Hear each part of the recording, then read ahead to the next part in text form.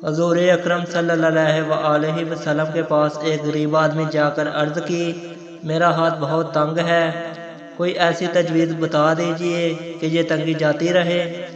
آپ صلی اللہ علیہ وسلم نے پوچھا، کچھ تمہارے پاس ہے بھی؟ اس نے کہا، صرف ایک دری اور لکڑی کا پیالہ ہے۔ فرمایا، دونوں چیزیں لے آؤ۔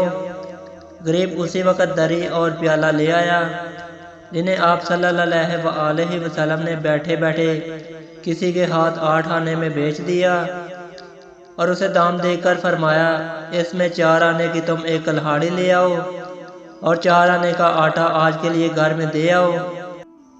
تھوڑی دیر میں جب وہ آٹا گھر پہنچا کر کلہاڑی لے کر آپ صلی اللہ علیہ وسلم کی خدمت میں دوبارہ حاضر ہوا تو آپ صلی اللہ علیہ وسلم نے اپنے ہاتھ سے اس میں لکڑی کا دستہ لگا دیا اور فرمایا، جاؤ ہر روز جنگل میں جا کر اس سے لکڑیاں کاٹ لایا کرو، انہیں بیچ کر گھر کا خرچ لایا کرو، 15 دن بعد پھر آنا اور ہمیں اپنا حال سنا جانا۔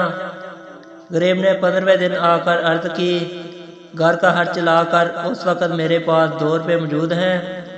آپ صلی اللہ علیہ وسلم بہت خوش ہوئے اور وہ شخص تھوڑے عرصے میں خوشحال ہو گیا۔